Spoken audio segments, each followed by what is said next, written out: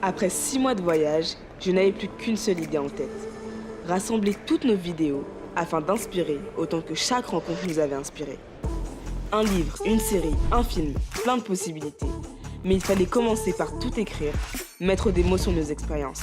Alors une fois rentré, j'ai allumé mon ordinateur et j'ai commencé ma mission. Commençons par le commencement, le Maroc. On a fait le tour du pays et ça nous a permis de rencontrer Mohamed Hati, créateur d'un réfrigérateur fonctionnant à l'énergie solaire, ainsi que Mazen, acteur central de l'énergie renouvelable au Maroc. Le Maroc a un potentiel solaire, a du vent pour produire de l'énergie électrique. Cette énergie électrique est distribuée vers le réseau national. C'est l'indépendance énergétique du pays. Ensuite, on est allé au Sénégal et au Cameroun pour découvrir la thématique de la microfinance. On a visité les marchés de la capitale afin de rencontrer les entrepreneuses bénéficiaires des services d'AFA Banking qui leur apportent autonomie et stabilité. Les banques classiques et les programmes d'ajustement structurel ont essuyé sur leur programme de lutter contre la pauvreté. Maintenant, la microfinance est venue dans les années 1970 pour un peu pallier à cela. La problématique, c'est surtout le problème de financement des sociétés PME, très petites entreprises, et surtout de la femme et la couche vulnérable, c'est-à-dire ce petit monde que vous êtes allé voir au marché, c'est pas toujours évident. La microfinance me permet souvent d'être un peu fort dans ma marchandise, d'avoir mon propre capital.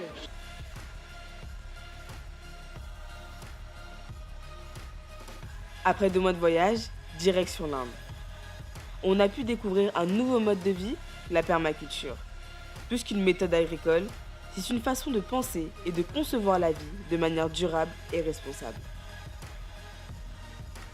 Permaculture is not only agriculture. You have to be conscious about the resources. The consciousness about the natural resources, it's a lifestyle. There is alternative systems. Why don't you try it?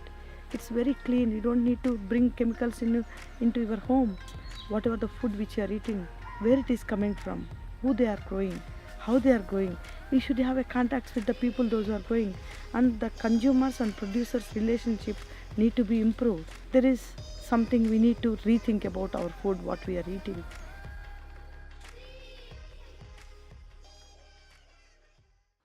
Puis viennent les Philippines, l'occasion de visiter la ferme de Gawat Kalinga et de comprendre leur écosystème. Bien plus qu'un village, c'est des dizaines d'emplois, un centre de formation à l'ESS et l'opportunité d'œuvrer pour son pays. It just started with a literal dream. We just said, let's build the first farm village university in the world.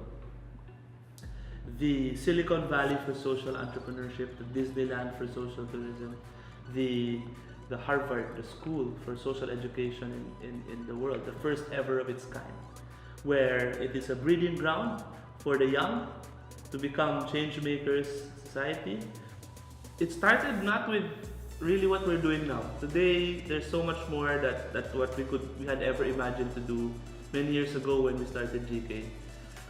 It is both a movement, but also a radical dream that one day, someday, we can end poverty for 5 million families by 2024. It just started with this dream.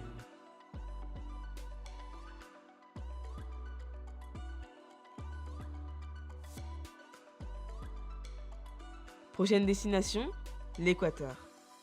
Accompagné d'Emotion Planet, on a expérimenté un mode de voyage alternatif, l'écotourisme.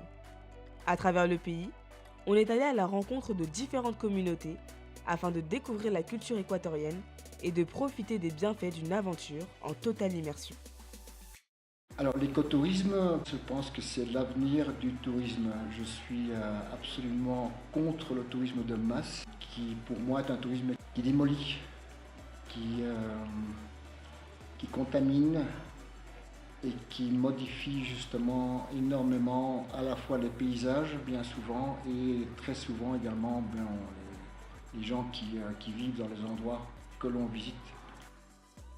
L'avantage de ce genre de tourisme, évidemment, c'est que les ethnies que l'on visite reprennent confiance reprennent même une certaine fierté de leur culture parce que évidemment les voyageurs qui les visitent montrent de l'intérêt évidemment. Alors tout d'un coup ils se rendent compte que, mais tout compte fait en fait, oui, nous avons une culture qui intéresse d'autres personnes, qui intéresse le monde et ça, donc ça les fortifie.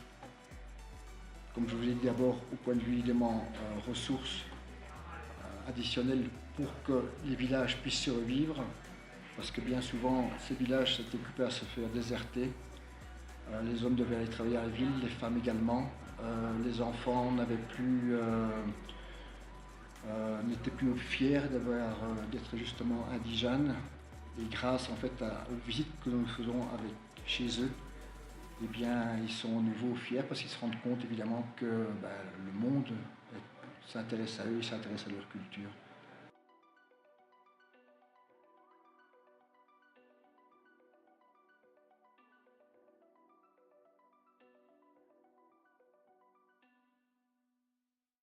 Enfin, les USA, le dernier pays de notre tour du monde. Pile à l'heure pour la compétition internationale Enactus. Hi, my name is Bigjan. I'm from Senegal. We are fighting against the water pollution problem.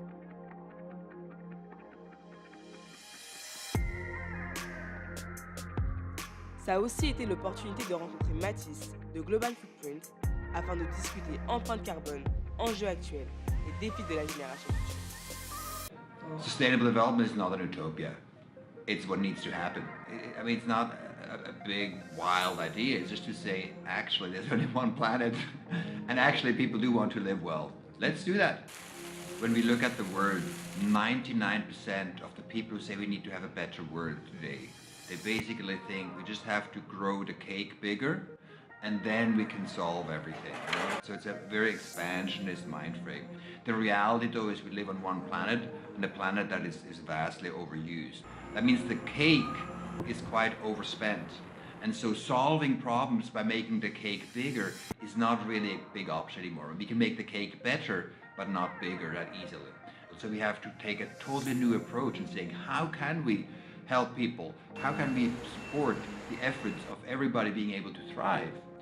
While actually we have to reduce the amount of resources it takes, because otherwise we are undermining our ability to live well. So we need to look at the budget of the planet and say, that's what we have. That's how much we have. How do we use that best? So we have to build a regenerative economy as quickly as possible if we want to have a successful future. So that's also very inviting and interesting, particularly for the younger generation, because in your lifetime, you will see, hopefully, a dramatic transformation that you can design and that we need in order to be successful. Et nous voilà désormais revenus en France, gonflés à bloc par les témoignages d'une centaine d'entrepreneurs qui changent le monde à leur manière et à leur échelle. When I started my journey, I was of the opinion that I cannot change anything. It's no point for me in trying. So afterwards I realized no, that was wrong. Every person can be a huge change agent. We have to just change the mindset. It's from the inner self. C'était l'Irrigator, en bref. Maintenant, rendez-vous en septembre pour la version longue et suivez-nous à travers 10 pays pour découvrir ensemble l'économie de demain.